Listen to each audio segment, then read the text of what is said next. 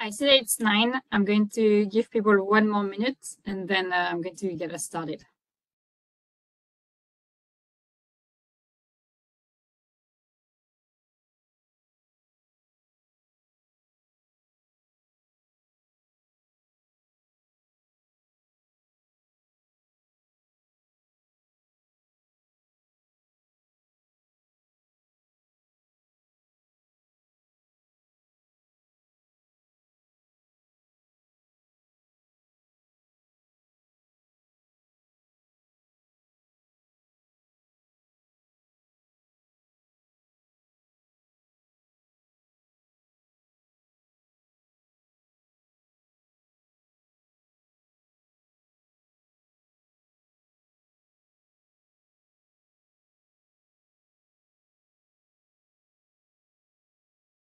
Okay, I think it's a good time to start, and people can catch up as they connect.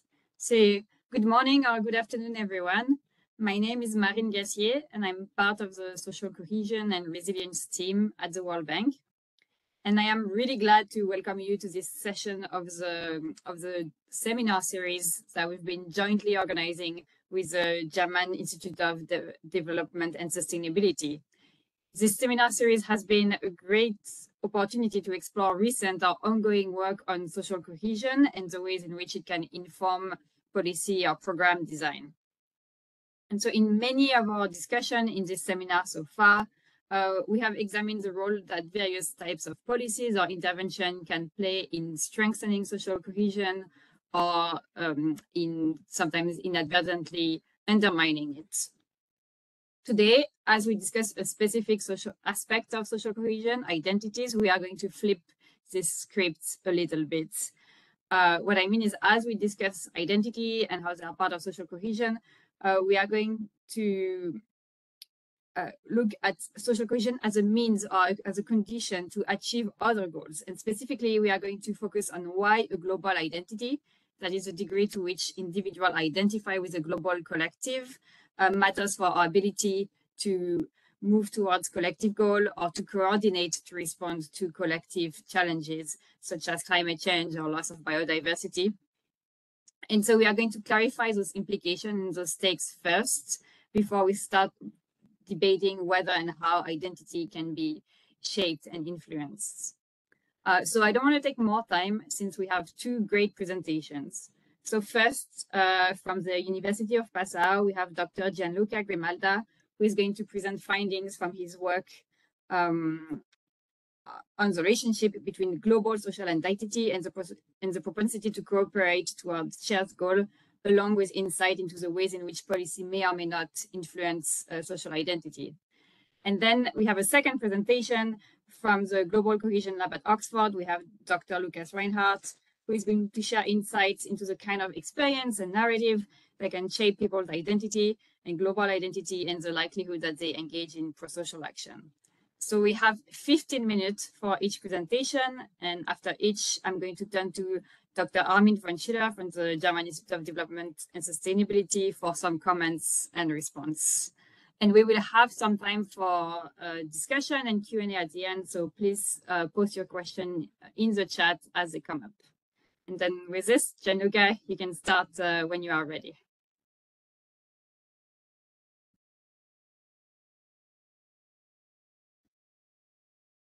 And I'm not sure we can hear you.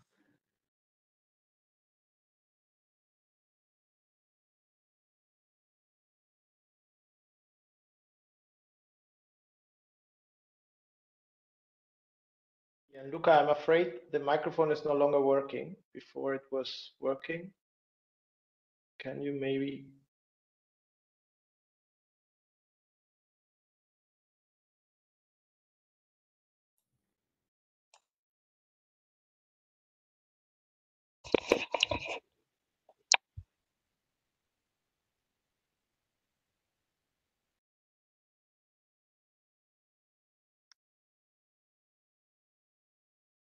Okay.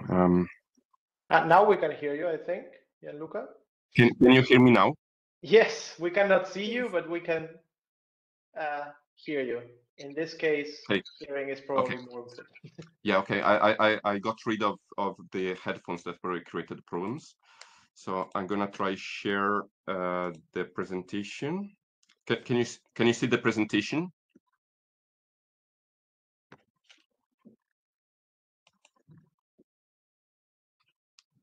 Yes. Can you see the presentation? Okay. Yes. Okay, yes. So, yeah, sorry for the technical glitch. So, yeah, I'm going to talk about the relationship between global social identity and social cohesion. I'm going to try to talk about the 3 studies. I will focus on the first study, in which we really tried to assess at the empirical level the relationship between global social identity and a measure of social cohesion. Then I will try to talk about another study in which we try to some extent to nudge global social identity in another context, and I'm going to show you that it didn't work so well. And then finally, I'm going to talk about another type of nudging technique that seemed to work in another context. So the first study has been published on Frontiers in Psychology, and it's joint work with Nancy Baca and Marilyn Brewer.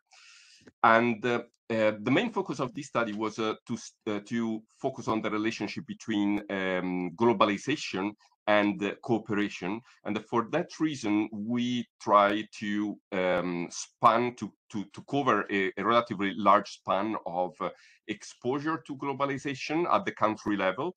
So our sample includes 6 countries that ranged from a relatively high level of globalization, i.e. the United States, down to a relatively low level, Iran, passing through Italy, Russia, Argentina, and South Africa. These are relatively old studies. It probably was one of the first studies trying to measure cooperation and globalization. As a part of the study, we also wanted to measure social identity, and we used a rather simple 3-item scale in which we asked 3 questions. So in particular at the local level, so for participants coming from Soweto, they would answer whether how strongly they would feel attachment to their community in Soweto, how strongly would they define themselves as members of their community, and how close they would feel to other members of their community in Soweto. And so we asked this set of questions to, of course, each participant from each locality they came from. And then we asked the same type of questions at the national level. So we asked how much do you feel attachment, how would you define, how close do you feel to your national community, and finally we replicate for the global community. So in this way, we have 3 measures of local social identity, national social identity, and global social identity. And the Cronbach alpha seemed to work relatively well. And then, so here in this chart, I'm sorry, the image is a little bit blurred. You can see the mean level of a social identity at the local level, that is the blue bar, at the national level, that is the orange bar, and at the global level, that is the gray bar. And you can see that in all countries, the highest level of attachment is at the national level, followed closely by the attachment to the local level, and finally the lowest level of identity is at the global level. You can see that there are some differences across countries. So in particular, the level of global social identity in the US is closer to national and local social identity than, for instance, in Iran. So clearly, exposure at the country level to globalization seem to affect the level of global social identity in particular. But overall, it's undeniable that the highest level of identification is at the national and the local level. You can see Russia is a special case. Attachment at the local level is slightly higher than at the national level, but the difference is probably not significant. And then we measured we wanted to measure cooperation in a very abstract way. So we have so-called experiments. I don't know how familiar you are with experiments. Basically, in experiments, we give people money and we observe what they do with this money. Participants made 3 experimental decisions. The first one at the local level, in which they just had the members from their locality they interacted with. Then in the second decision, they had both members from their locality and members from their country, to which they could allocate money. And in the third decision, they had the members from their locality and members from the world, from other countries. And this was a nested kind of public goods game. Now I don't have time to go into the details. But the key idea, as in every public goods problem, is that the best thing that you should do in order to maximize your personal returns, your personal payoff, is to keep the money for yourself.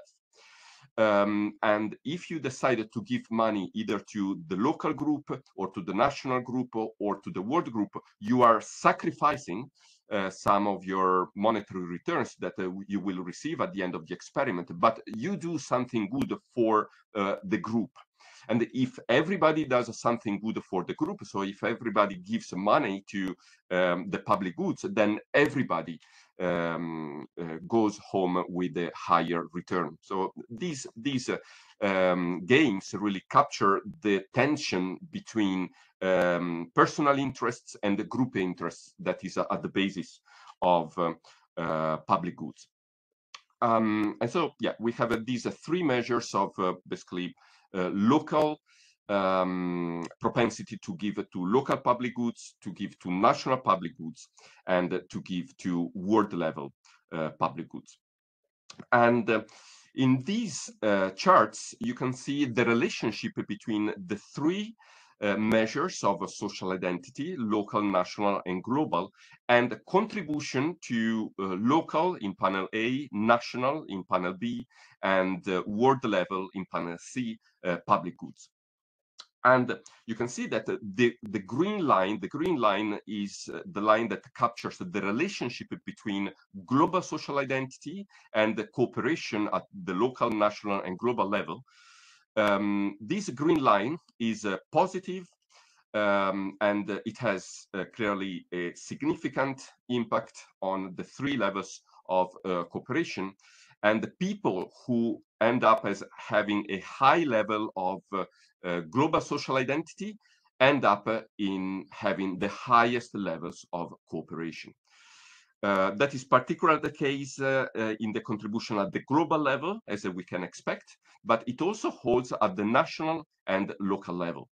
Instead, the other 2 measures of social identity, the national level, the national social identity that is identified by the blue line, and the local social identity that is identified by the brown line, you can see that they have an insignificant effect or even a negative effect in some cases. So the clear and I would say unambiguous conclusion from this study is that the highest predictor of cooperation, not just at the global level, but also at the national and local level, is global social identity. So in a way, if you want to foster cooperation at the local level or at the national level, you want your citizens, your residents, to be as cosmopolitan as possible.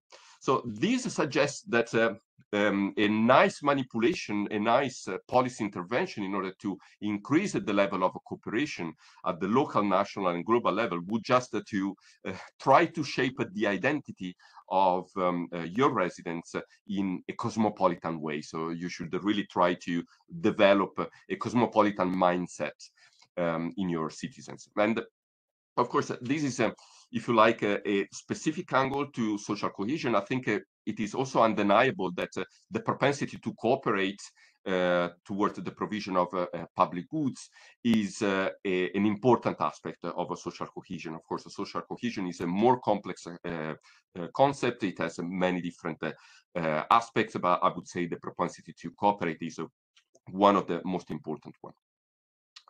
So this is the key result from the first study. And well, this is basically a restatement of the same result. Here I just plotted the coefficient that characterizes the relationship between global social identity, national and local social identity on the 3 levels of cooperation, and finally on the overall cooperation. And you can see that global social identity has unambiguously a positive effect, whereas a local social identity has no effect, and the national social identity tends even to have a negative effect once the other levels of social identity are controlled for. So this is the result of the first study. In the second study, we tried to see whether manipulating, so in a way nudging people to have a more cosmopolitan mindset helped, in particular in the context of COVID. So study 2, published in Scientific Reports, was run at the time of COVID, when the COVID pandemic was still very heavily affecting people. And we tried to see whether, in a way, priming people to characterizing the problem of COVID as something affecting mainly the local community, the national community, or the global community had any effect on, again, the propensity to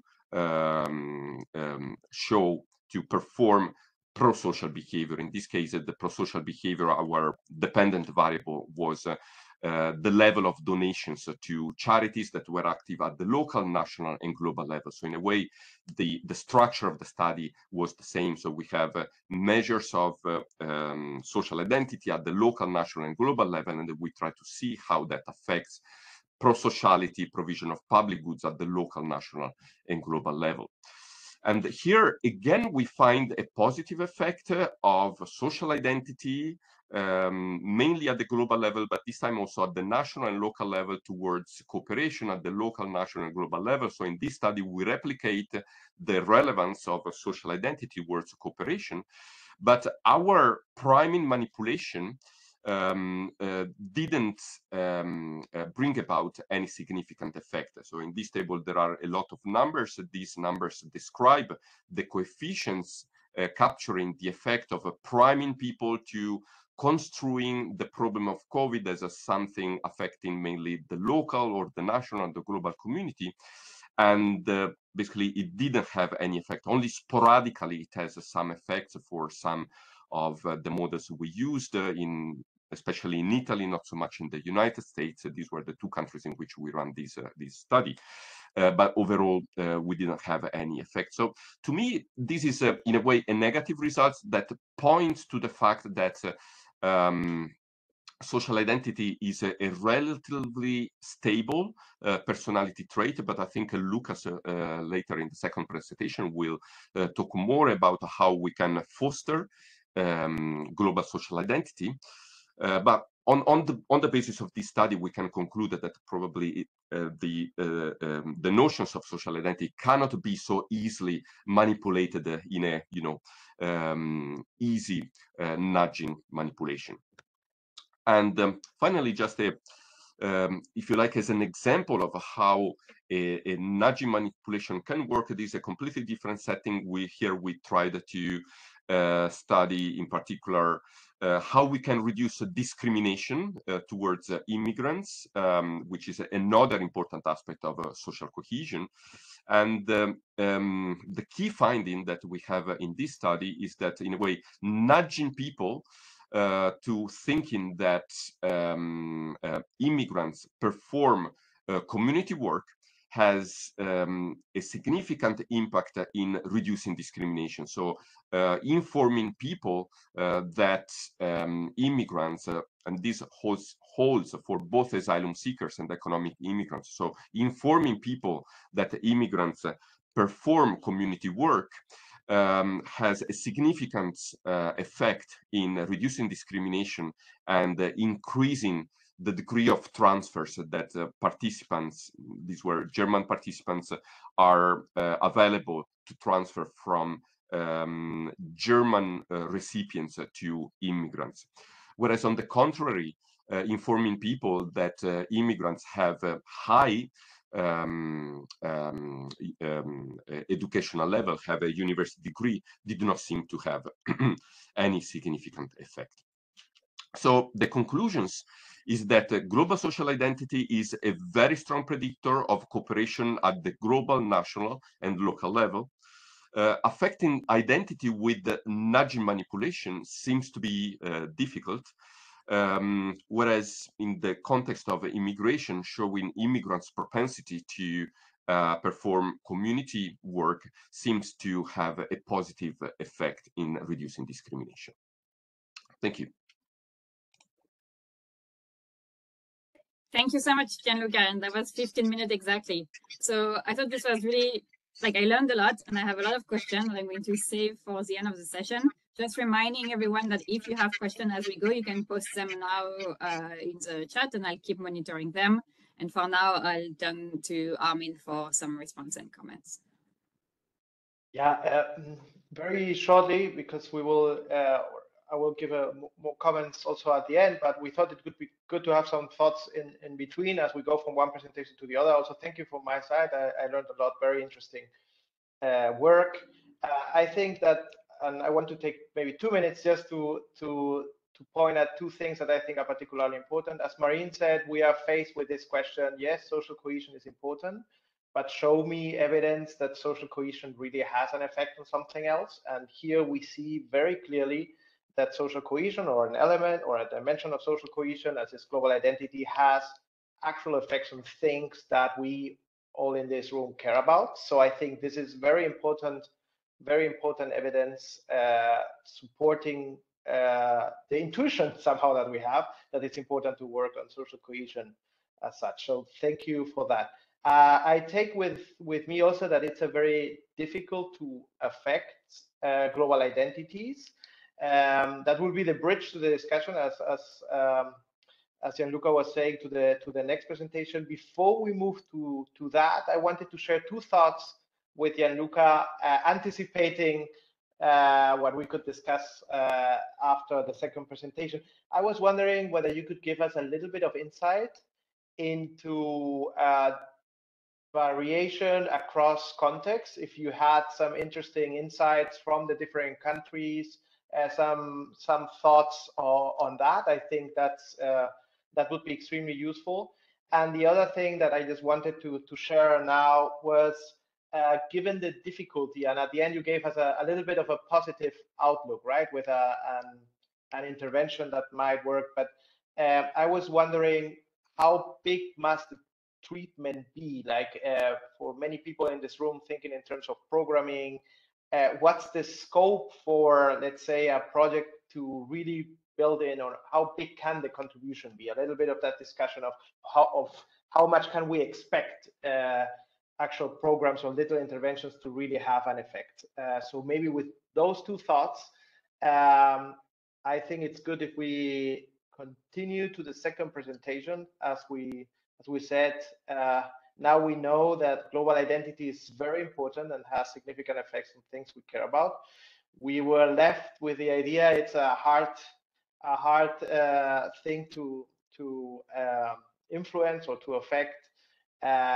On this, we have the second presentation following up from Lukas. Great, thanks so much. Let me just share my screen.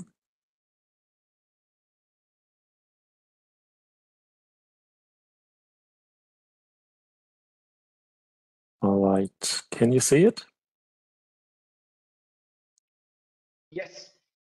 Okay, perfect, excellent. Just a second. Okay, perfect. So, hi everybody. Very great to be here. I'm going to talk about how we can strengthen global identity.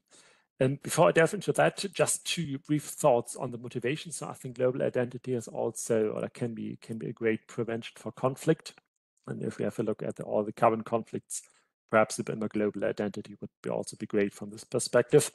Second, when we think about all the global collective action problems that will become more and more urgent in the upcoming decades, so for example, climate change, of course, but also new global collective action problems such as AI regulation, outer space governance, I also would say that global identity would be very helpful to tackle these.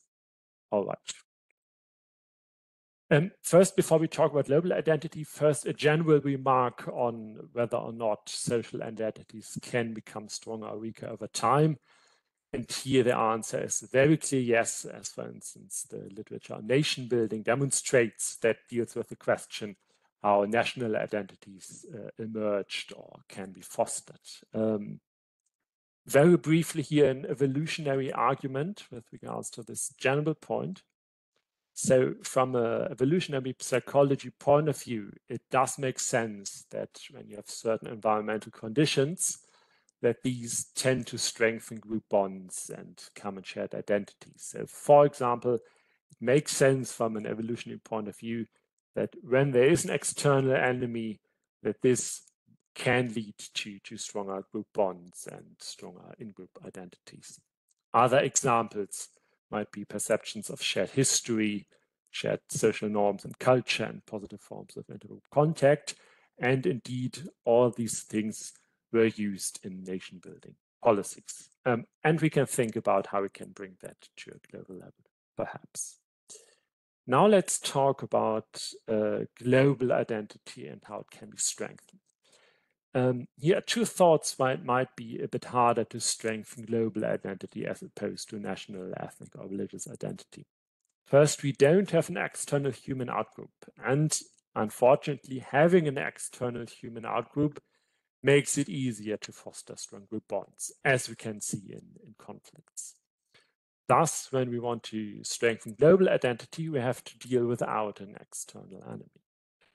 Second, perceptions of sharedness on a global scale are often less salient than, let's say, the sharedness of culture on a national level, or the sharedness of how people look on other levels, and so on. So this is also a challenge we have to overcome if we want to strengthen global identity. I'm going to present two studies in the following that analyze how global identity can be strengthened, and these build on identity fusion theory. Just very briefly what this theory is saying, it says that very strong forms of shared identities and group cohesion can emerge via two pathways. First one is the pathway of shared transformative experiences. So for example, if you undergo intense initiation rites with others, you tend to bond relatively strongly with them. We often see that people who co-experience combat, so fighters and soldiers, that they form very close group bonds. Also, when you share experiences of parenthood or personal development, crisis, hardship with others, these things can bond groups together very tightly. There's great evidence on that. The second pathway to this strong form of global cohesion, described in identity fusion theory, are shared kinship ties. It's very obvious that you have them in a lot of families where you obviously share biology or biological essence. And there are also narratives or in nationalistic movements, for example, on the mother of fatherland, on shared blood or bones of an in-group, on shared ancestry, which is often salient in the mythology of nationalistic movements. And these appeals to a shared biological essence also can foster very strong forms of cohesion.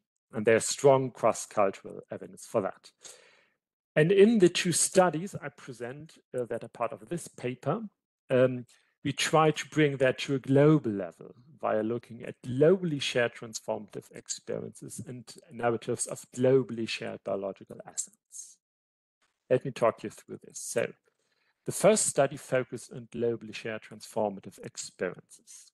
And in that study, we focused on globally shared motherhood experiences.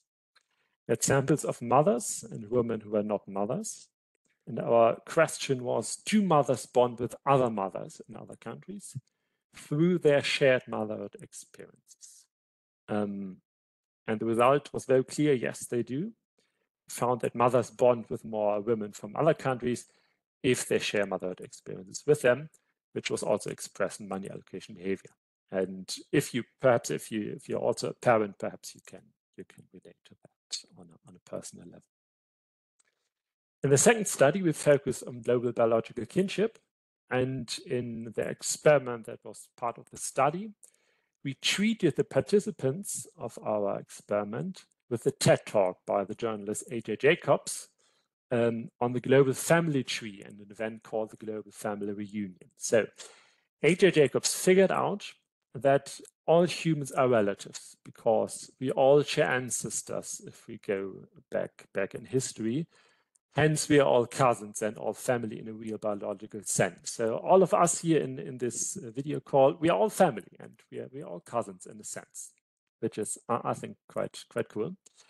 And A.J. Jacobs, he organized a global family reunion event where everybody was invited for this event in 2015. And thousands followed his call and came to New York for the family reunion event. And there were branch parties all over the world and other countries. So a lot of people came together to celebrate our shared family ties, that we are all family and really all cousins in a real biological sense. So in our study, we used that TED Talk. You can find that on YouTube. It's a cool video. We used that as a treatment in our experiment. So we treated one group of participants with a video and the other group not. Hence, this allows us to obtain causal evidence with regards to the impact of that video. Our first result was that this TED Talk indeed strengthened global identity, which is cool. Our second result was that there were no negative effects on other identities, such as the identity of being part of the immediate family, the extended family, or of the country. And hence we arrive at this statement: strong forms of global identity and other identities can coexist, which I think is important from a policy point of view, because it means that we don't need to fight other identities, and that a global identity can really coexist with other strong group identities. Last result, our TED Talk also strengthened a shared identity between participants in the US who are Republicans and Democrats. Hence, global identity might also help to mitigate internal conflicts. Great. Just some outlook remarks. I think a key challenge for the future will be to develop effective tools and strategies how global identity can be strengthened. And this is no trivial task, as the evidence Gianluca presented also showed. Let me also give you a short overview of what the Global Cohesion Lab at Oxford is currently working on in this regard. So we have a current project where we are analyzing whether speeches that use certain psychological techniques to appeal to global identity can foster global identity and foster climate action. And we have partnered on this with the Minister for Climate Change of the Republic of Vanuatu, Ralph Regenvanu, who you can see in that screenshot. And we wrote different speeches for him that tried out different psychological techniques to foster global identity and rally support for climate action, which really allows us to analyze what kind of narratives do work to achieve these goals. Preview appeals to global identity were effective in that study. A second project in progress deals with appeals to universally shared suffering and shared experiences in the current outbreak of the Israeli-Palestinian conflict. And here we had a relatively similar method where we wrote a speech for Lord John Alderdice from the House of Lords in the UK, who also works on foreign policy, so who works on the conflict. And in that speech, that was really about universal suffering on both sides and shared experiences across the conflict division. And here it was also the case that this had positive effects and did work on Jewish and Muslim participants. Finally, we are currently writing a policy paper on global identity, joined with Christiana Figueres, who was the head of the UNFCCC, and Carlos Alvarado Quesada, who was the president of Costa Rica, where we try to harness their practical wisdom on how global identity can be fostered in practice. And hopefully this is also published relatively soon. All right, that's it. Thanks for listening. If you do have questions or comments or want to discuss this at any point, please do reach out. Many thanks. Thank you so much, Lukas. This was really a great presentation. So I'm going to turn back to Armin in a minute. I just want to recap the question we had from Armin so far. So one question was about variation per country from Gianluca studies. The second one was about the intensity of treatments that we need to see some change in identity. And I think, like Lukas, you started giving some answer to this question, but it would be great to hear more from both of you. And I'm going to take advantage of my position as facilitator to ask one question of my own, which is, could you say more about the theory connecting identity or global identity to pro-social behavior? Like, I think we see a very interesting correlation and overlap between the two, but it'd be great to hear more of your thoughts on the nature of this relationship. Like, could there be other factors that explain both global identity and pro-social behavior? Could it be that people who are more social are also more likely to feel a global identification? Or like, what are your thoughts on the nature of this relationship?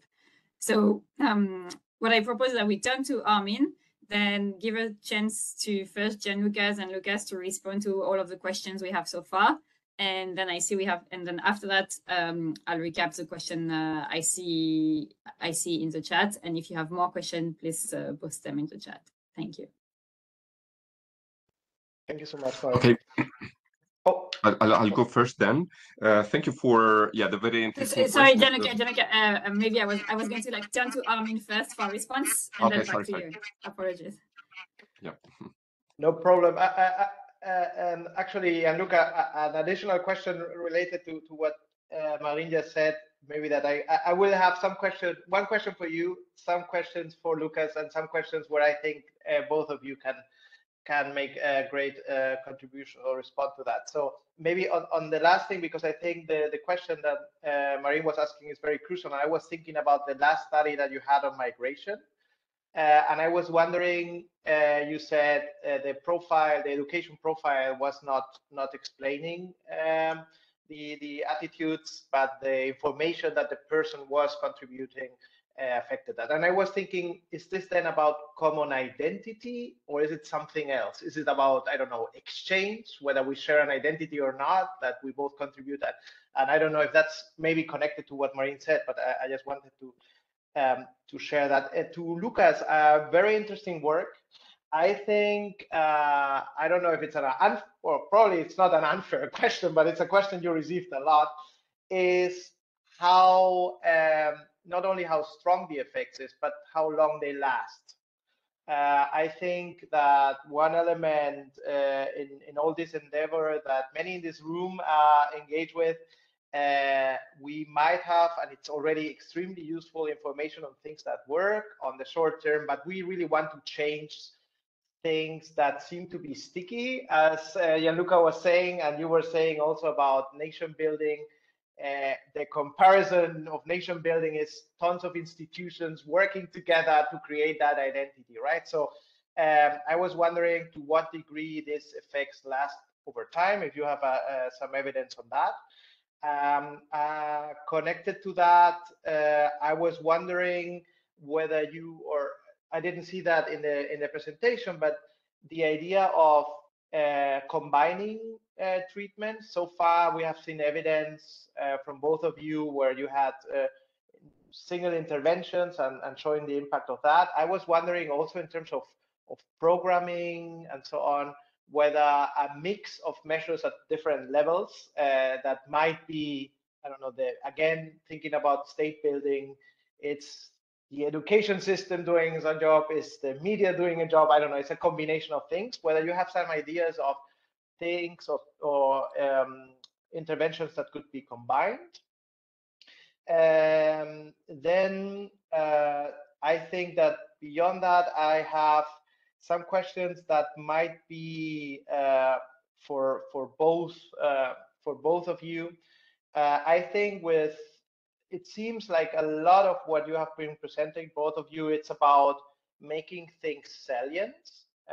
So it's about combating for attention, probably to shape the debate a lot. And I was wondering that here again, how large must the interventions be? Because we are responding against a whole system that even might respond to this kind of interventions, right? If we think about this in the real world, maybe there is a launch of a campaign to make salient that migrants are cooperating, and then there is a contra measures from other side. So I just wanted to know your thoughts on that. And I was wondering also the risk of misuse of these things, right? So framing global identity seems that works for the good, let's say, to cooperate, but probably it could be also used for things, or some people could use this for things that that we don't find that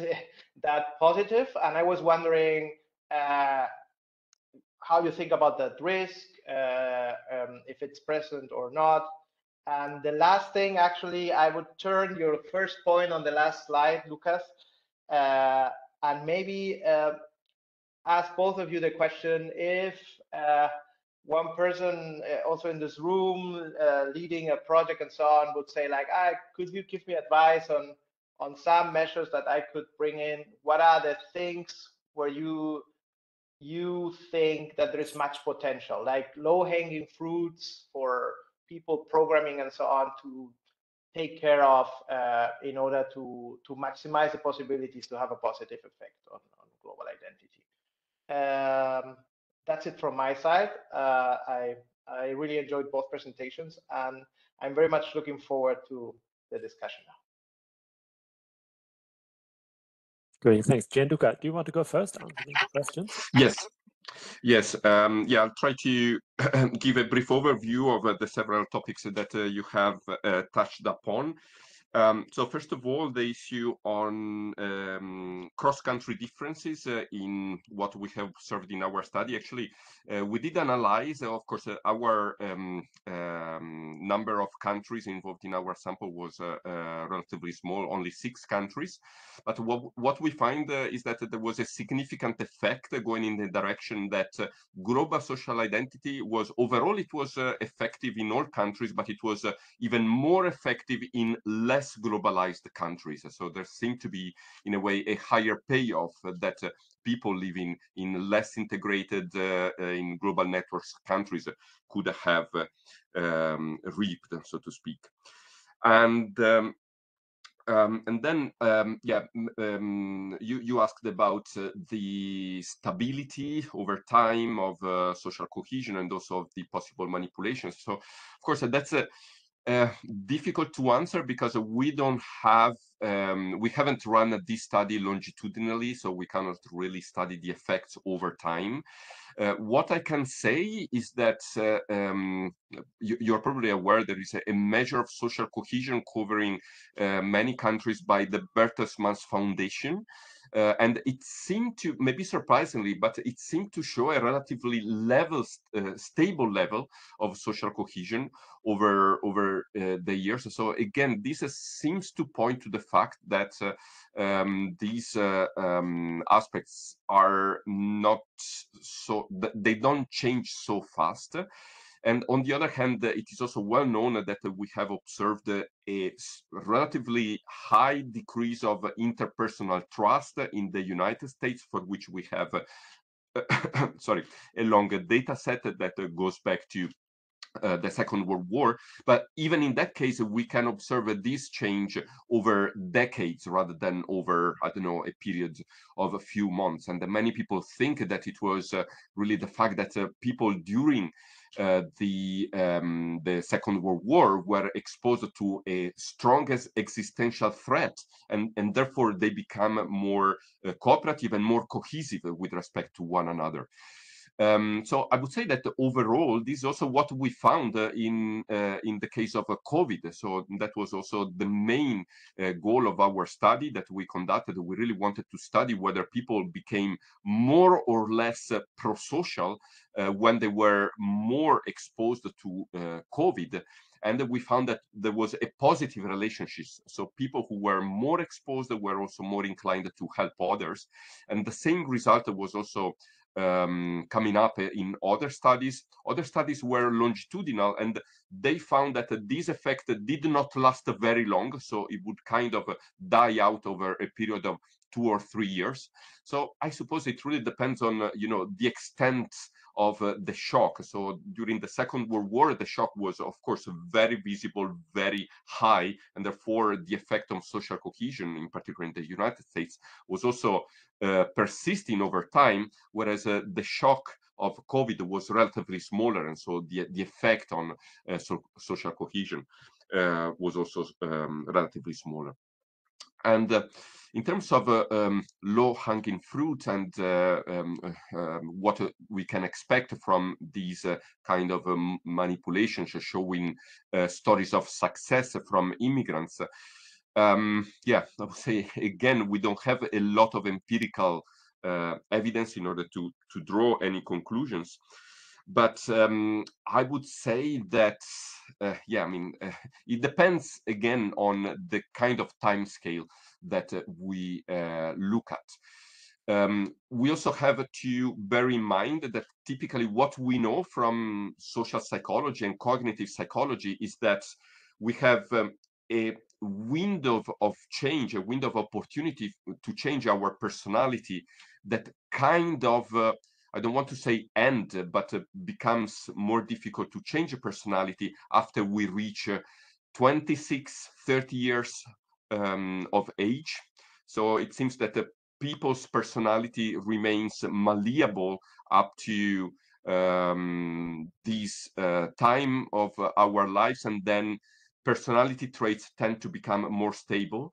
So I would say there is a big incentive to apply this type of manipulation when people are young. So I can think of trying to change the syllabus, the educational programs, and try to instill a global-oriented curriculum in which, for instance, we talk not just of local history or national history, but, for instance, we really present the history of the world as a whole. I think that would be a very interesting manipulation that I think it has rarely been done, but I can see the payoffs from this type of intervention. But unfortunately, I don't see the payoffs immediately. I really see this as having positive outcomes in terms of over generations rather than over years. And I think Lukas can talk more about the efficacy of these manipulations over time. So I would be prudent on the confidence that the type of manipulations that we can try really persist over time. And specifically to what concerns manipulation concerning immigrants, I think, I mean, to some extent, it seems to be a low-hanging fruit trying to really show that the immigrants have good intentions. And I think Armin's insight is a good one. In a way, it's true. So we remove the stereotype. So as for instance, Adida et al. Say with respect to the context of France. So we know that many times the social interactions between immigrants and natives get stuck into a bad equilibrium in which immigrants don't integrate because they feel discriminated, and natives discriminate because they perceive that the immigrants don't integrate. So we really need to remove this vicious circle and to kind of break out of it and get to a positive equilibrium in which immigrants integrate because they don't feel discriminated, and people don't discriminate because they see effort by immigrants to integrate. So I think what our study shows is that if immigrants make an effort to make a step in order to show that they want to become more integrated, then people from the native population are more inclined to reduce discrimination. So I think our result can be conceptualized in this sense, and I think that maybe also goes in the direction of giving more theoretical underpinning to these kind of things that we are observing. Of course, there could be, let's say, issues with the scalability. Maybe when few immigrants do that, the impact could be larger, but overall, I think it's an interesting proposal that would be really valuable to study in more field studies. And I would also say that these are, I mean, I would say, let's say, the propensity to help others, to integrate with others, and to cooperate with others as a personality trait that is that goes hand in hand with social identity. And so I would say at the theoretical level, it still remains to be seen the extent to which manipulating one aspect we tend to increase the other aspect. So I would say that the two personality traits go hand in hand. But my intuition is that if we try to increase one of the two, the other will also follow through, will also go hand in hand. So I would be positive that that would be an interesting manipulation. So try to really manipulate the social identity. I think that would have positive ramifications for the willingness to help others. I stop there. Thank you. Thank you, Gianluca. And then Luca, you wanna go? Yeah, sure. I go very quick. So, Marine, I would suggest, with regards to the time, I drop the theoretical link between identity and pro-social behavior. Happy to chat more about that later. I mean, with regards to your questions, how long do these effects stick? So, of course, if you just watch one video or listen to one speech, so that is not going to have very long consequences. However, in one of our studies on the Israeli-Palestinian conflict, we had one speech that really appealed to universally shared experiences and these things. And in this study, we found effects after 3 days in a very heated phase immediately in December 2023. And it might be the case that just listening to one speech or going to one event can really trigger some sort of reflective process. That can be. But of course, doing one magic intervention and then having lifelong high levels of global identity is probably not going to happen. What we know from fusion research, so when we study people who really have perceived that they share very strong, intense experiences with a group or perceive that there exists a kinship relationship, we know from this type of research that these two pathways can really produce strong lifelong bonds. So, for example, soldiers who have fought alongside each other often have lifelong strong bonds. And if you perceive these bonds with larger extended anonymous groups like nation or ethnic group or whatever, we also observe sometimes these very strong lifelong bonds. So I would say with regard to global identity, it could happen. So it is a possibility. And then when we compare that with these large nation building efforts where we have a lot of measures, strong institutions behind that, etc., of course, this combination can create really long lasting effects, but there's a lot of input there, which also relates to your question. So should we combine these different measures? I would say yes, of course. So we need to mobilize everything we have, and the more we do, the better. And I would also say it's a bit like climate change. So every bit helps, right? So every tiny bit is helpful, even if we don't go to 100%. And with regards to global identity, who knows how the world looks like in 100 years, right? So with the technological development, let's say we go really into outer space, maybe go to Mars, whatever. Who knows, right? So maybe in 100 years, we have much more stronger forms of global identity, or not, I don't know, but I would say it can happen. Then last point with regards to concrete action. So I think we have shown in our research that speeches can help if they use the right techniques. There can be events like the Global Family Reunion by A.J. Jacobs, maybe shared religious services where you link churches or temples and mosques via video call and having shared prayers. I don't know, education is important, as Gianluca pointed out. UNESCO is doing great work on global citizenship education. You can do with a video call technology, you can do large-scale exchange programs in schools and universities cross-country. And you can do or create new global rituals such as global graduation ceremonies worldwide. You can celebrate global commemoration days and use the whole nation building toolbox, right? And I think a central challenge is to figure out what works and to test and analyze that more.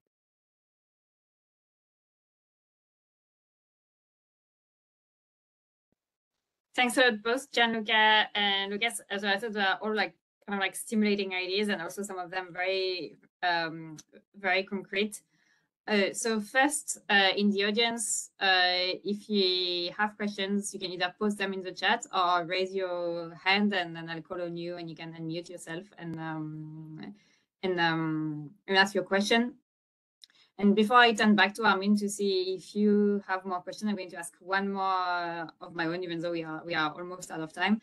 And one thing I was puzzled by in your presentation is, like, on the one hand, it seems from the evidence that all forms of identification are correlated, like they go together, like local, social, global. There is not really a trade-off between the three forms. But at the same time, we also heard about this idea that, like, having an out group and us versus them could strengthen identification.